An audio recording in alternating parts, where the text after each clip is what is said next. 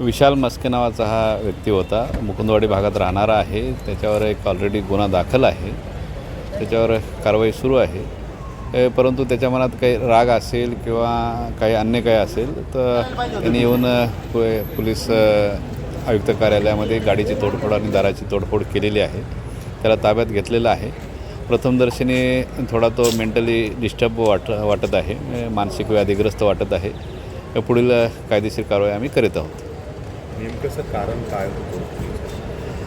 नेमकं कारण आता इंटेन्शन असं त्याचं काही सांगता येणार नाही आता, परंतु तो मेंटली डिस्टर्ब आहे असं आम्हाला प्राथमिकदृष्ट्या वाटतं. त्याच्यावरती काय कारवाई तुम्ही केली, कशा प्रकारची ती कारवाई होती?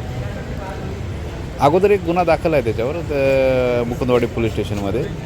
त्याच्यामध्ये ते कारवाई झालेली आहे. माननीय पोलीस आयुक्त यांच्या गाडीची काच फुटलेली आहे. तसंच जो मुख्य